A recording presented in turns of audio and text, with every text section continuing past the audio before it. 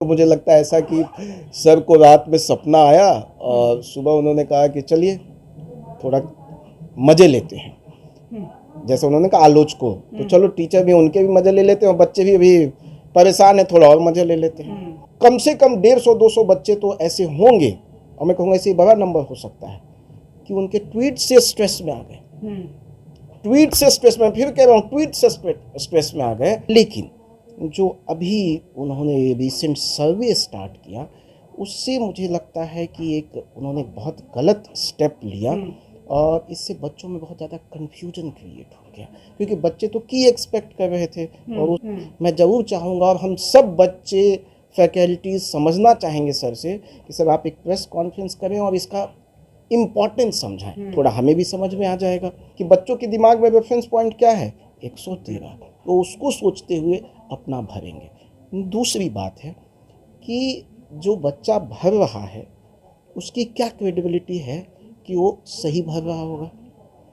अब इसी से एक और बात कनेक्टेड है कि मान ले वो भरा 98, तो 98 कैसे आया, किस टीचर ने कहा? एक ही आंसर को दो टीचर अलग अलग आंसर दे रहे हैं। तो आपने जब की ही नहीं दिया तो मैं आप मुझसे क्या भरवा रहे हैं? अब अभी दिखा रहे हैं cut off, expected cut off. पहले मैं कहूँगा वो भी चेंज करना चाहिए वर्ड, क्योंकि जब की ही नहीं पता है तो मैं कैसे कह सकता हूँ एक्सपेक्टेड की है। ठीक, जब उसी की क्रेडिबिलिटी नहीं है जो आप आंसर दे रहे हैं, तो मुझे लगता है कि इस तरह के सर्वे का और कोई क्रेडिबिलिटी नहीं है। केवल कंफ्यूजन, सिर्फ कंफ्यूजन। बच्चे को तो कंफ्यूजन है, उसमें कोई डाउट नहीं है, लेकिन सबसे ज़्यादा डैमेज कमीशन ने खुद कर लिया, अपने पैर पे खुद कुल्हाड़ी मार ली। ने जो की दिया है वो सही की दिया है क्या? ये बड़ा इंपॉर्टेंट फैक्टर, ये सब फैक्टर मिलकर डिटरमाइन करेगा कि कट ऑफ क्या है। और इम्पॉर्टेंट फैक्टर एक और भी है कि आप किस कैटेगरी में। मैं आज भी कह रहा हूँ कि मैं 95 से ऊपर एक्सपेक्टेड कट ऑफ मानता ही नहीं और जाएगा भी नहीं। नमस्कार, आप लाइव बिहार देख रहे हैं। मैं हूँ राजमोहन तिवारी। 68वीं बीपीएससी पीटी परीक्षा 12 फरवरी को आयोजित कराई गई थी। बिना गड़बड़ी के बढ़िया तरीके से इस बार परीक्षा संपन्न हुई। लेकिन अब परीक्षा खत्म होने के बाद चर्चा सबसे ज़्यादा पिछले कई दिनों से कट ऑफ को लेकर हो रही थी। मार्केट में हर तरह की बातें आ रही थी, लेकिन इन सब के बीच अब सबसे ज़्यादा जो बात हो रही है वो आयोग के एक सर्वे को लेकर हो रही है। आपको बताएं कि अब बीपीएससी ने, यानी बिहार पब्लिक सर्विस कमीशन ने, अपने वेबसाइट पर बीपीएससी 68वीं पीटी के कट ऑफ को लेकर एक सर्वे कराया है और इसमें वो लोग पार्टिसिपेट कर सकते हैं जिन्होंने यह परीक्षा दिया है या फिर आवेदन भी किया है, तो वो लॉगिन करके अपना स्कोर बता सकते हैं। अब इस प्रकार का नया एग्जिट पोल एक जो देखने को मिल रहा है, उसको लेकर अभ्यर्थियों के अंदर संशय भी है, कई लोग खुश भी नजर आ रहे हैं, कई तरह की बातें भी हो रही हैं। इसी पर चर्चा करेंगे। हमारे साथ धनंजय आईएएस एकेडमी के संस्थापक धनंजय सर हैं। खुद भी कई बार बीपीएससी की एग्ज़ाम, यूपीएससी का भी एग्ज़ाम आपने दिया, क्रैक भी किया, लेकिन एक नया, एक और बदलाव, एक और नई चीज़ देखने को मिल रही है हमारे बीपीएससी में।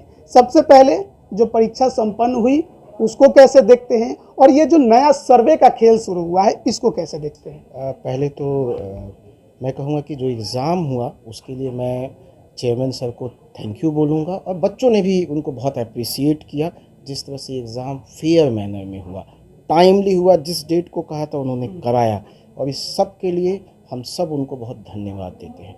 लेकिन जो अभी उन्होंने रिसेंट सर्वे स्टार्ट किया, उससे मुझे लगता है कि एक उन्होंने बहुत गलत स्टेप लिया और इससे बच्चों में बहुत ज़्यादा कन्फ्यूजन क्रिएट हो गया, क्योंकि बच्चे तो की एक्सपेक्ट कर रहे थे और उसकी जगह क्या आ गया, एक सर्वे। और सर्वे में सर कह रहे हैं कि आप अपना अपना मार्क्स डालें। तो मेरा यहाँ एक सबसे पहले मेजर क्वेश्चन है कि सर इससे क्या फ़ायदा होगा। मैं ज़रूर चाहूँगा और हम सब बच्चे फैकल्टीज समझना चाहेंगे सर से कि सर आप एक प्रेस कॉन्फ्रेंस करें और इसका इम्पॉर्टेंस समझाएं। थोड़ा हमें भी समझ में आ जाएगा, तो हम सर से एजुकेटेड होंगे। बट मुझे इनमें बहुत सारी प्रॉब्लम दिखती है, मैं वो थोड़ा बताने की कोशिश करूँगा, सो दैट जब सर प्रेस कॉन्फ्रेंस करें तो इन चीज़ों को कंसीडर करें।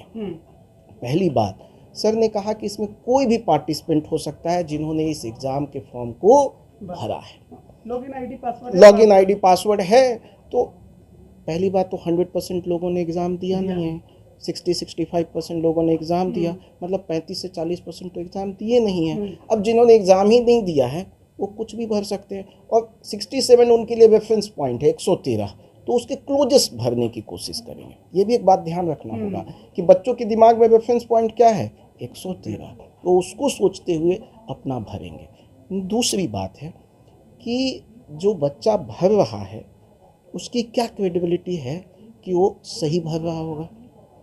अब इसी से एक और बात कनेक्टेड है कि मान ले वो भरा 98, तो 98 कैसे आया, किस टीचर ने कहा? एक ही आंसर को 2 टीचर अलग अलग आंसर दे रहे हैं, तो आपने जब की ही नहीं दिया तो मैं आप मुझसे क्या भरवा रहे हो?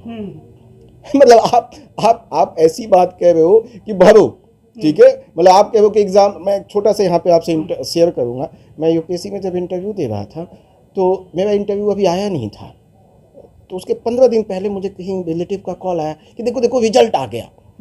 तो मैंने कहा लेकिन मेरा तो इंटरव्यू ही नहीं हुआ अभी। बोले नहीं नहीं, व्हाट्सएप पे आया है कि बिहार के इतने बच्चों ने क्वालिफाई कर लिया है, तुम्हारा आया होगा। हमने कहा भाई जब इंटरव्यू ही नहीं दिया अभी तक मैं, तो कहाँ से रिजल्ट आया? वो तो बाद में। अब यही सेम चीज़ है यहाँ कि जब मेरे पास कोई की ही नहीं है तो मैं क्या भर रहा हूँ वहाँ पे, कूड़ा पत्थर क्या 90। अब बच्चे के मन में जो आया उन्होंने भर दिया। तो इसकी अब अभी दिखा रहे हैं cut off, expected cut off. पहले मैं कहूँगा वो भी चेंज करना चाहिए वर्ड, क्योंकि जब की ही नहीं पता है तो मैं कैसे कह सकता हूँ एक्सपेक्टेड की है, ठीक है। तो 98.25। अब आप ये जैसे जैसे आगे बच्चा बढ़ेगा, जो सीरियस बच्चा नहीं हो कुछ भी डालेगा। 75 आ रहा है, उसको पता है मेरे को होना नहीं है, डाल दो 120, क्योंकि पिछले बार 113 था और इस बार सीट भी कम है, तो डालो और ज़्यादा जाएगा ऊपर, कुछ भी डाल दीजिए। तो ये एक सबसे बड़ी प्रॉब्लम है। ये 3 प्रॉब्लम मैंने आपको बताया, और मैं फिर से उसको समराइज कर दूं कि पार्टिसिपेंट कौन है, दूसरा जो भर रहा है वो इन्फ्लेटेड है या नहीं है, और तीसरा वो किस बेसिस पे अपना मार्क्स भर रहा है, ठीक है। इस बात को ध्यान रखना है। अब चौथा, इसी से 67 को देख लीजिए, मैं लास्ट पॉइंट कनेक्ट करूंगा कि 67 में सर ने कोई की दी, बच्चों ने मिलाया, फिर पाया कि नहीं सर का ही आंसर गलत है। सर को उन लोगों ने बताया, सर ने कहा हाँ गलत है, और कुछ क्वेश्चंस को उन्होंने अपने मन से आंसर चेंज कर दिया। उसके खिलाफ भी बच्चे कोर्ट में गए और कोर्ट ने एक्सेप्ट भी किया है उसको। तो जब उसी की क्रेडिबिलिटी नहीं है जो आप आंसर दे रहे हैं, तो मुझे लगता है कि इस तरह के सर्वे का और कोई क्रेडिबिलिटी नहीं, केवल कन्फ्यूजन, सिर्फ कन्फ्यूजन से ज़्यादा मुझे जो दुख है और जो मुझे लगता है जो डैमेज होगा, वो कमीशन को डैमेज होने जा रहा है। बच्चे को तो कन्फ्यूजन है, उसमें कोई डाउट नहीं है, लेकिन सबसे ज़्यादा डैमेज कमीशन ने खुद कर लिया, अपने पैर पे खुद कुल्हाड़ी मार ली। जो इतना अच्छा इमेज क्रिएट किया, जितना अच्छा से एग्ज़ाम दिया, अब बच्चे कह सकते हैं कि सर आपको मार्क्स पता है और आपके कोई नोन का ऐसा कुछ होगा या जो भी हो XYZ, आपने अपने जानबूझ के कट ऑफ ऐसा कर दिया है जिससे आपके नोन या लोग या आसपास जो भी हो XYZ, या आप किसी को फेवर कर रहे हो, तो उस वजह से वो बच्चे आपके कट ऑफ पे भी भरोसा नहीं करेंगे।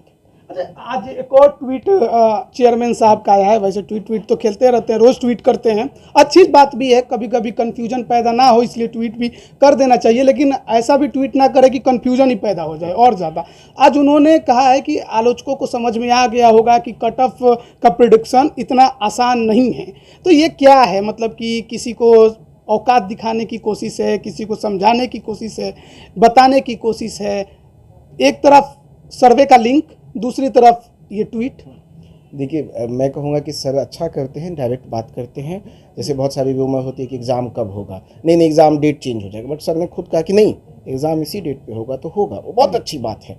लेकिन मुझे लगता है ज़्यादा भी कम्युनिकेशन करना ना बच्चों को परेशान कर देता है, बेवजह कन्फ्यूजन। मैं आपको बताऊँ, अच्छे बच्चे उनके ट्वीट से, मतलब कम से कम 150-200 बच्चे तो ऐसे होंगे, और मैं कहूँगा ऐसे बड़ा नंबर हो सकता है कि उनके ट्वीट से स्ट्रेस में आ गए, ट्वीट से स्ट्रेस में, फिर कह रहा हूँ ट्वीट से स्ट्रेस में आ गए कि भाई सर क्या कह रहे हैं, और एग्जामिनेशन हॉल में उन्होंने आता हुआ भी चीज़ गलती कर दिया, क्योंकि उन्होंने ऐसा माहौल बना दिया।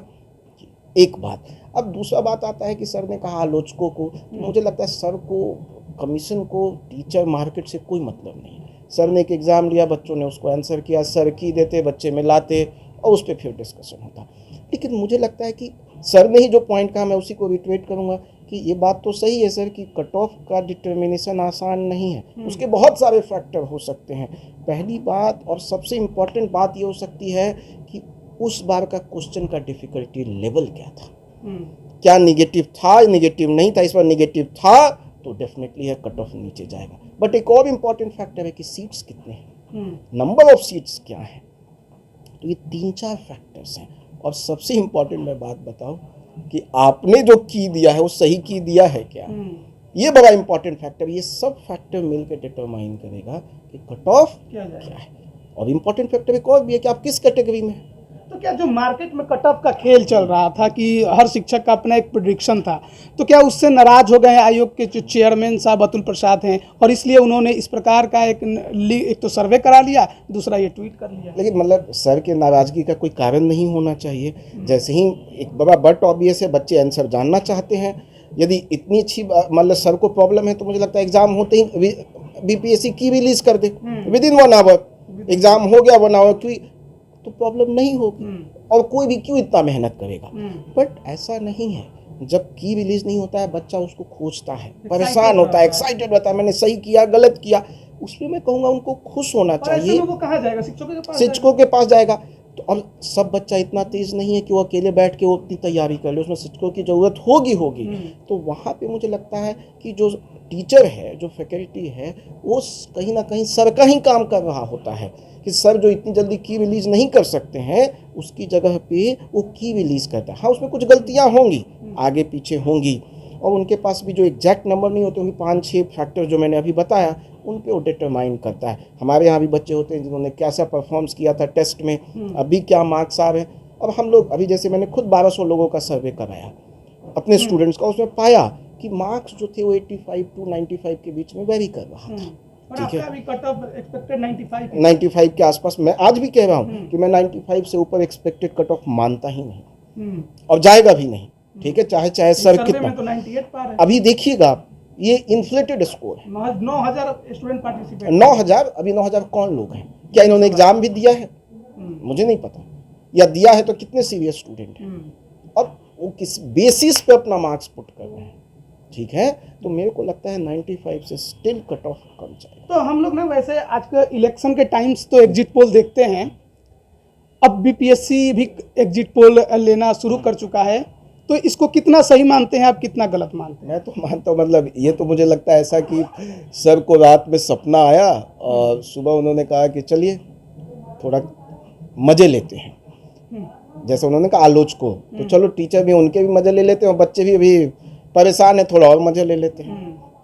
अब मैं ये सिंपल बात कहना चाहता हूँ, इलेक्शन कमीशन से मैं इनका कंपैरिजन करना चाहता हूँ। क्या इलेक्शन कराने के बाद इलेक्शन कमीशन हर पार्टीज को कहती है कि बताइए आपको कितने सीट्स मिलेंगे? अरे कैसे पता चलेगा उनको? अब सोचिए, इलेक्शन कमीशन ये कहती तो क्या इलेक्शन कमीशन क्रेडिबल ऑर्गेनाइजेशन मानी जाएगी? नहीं।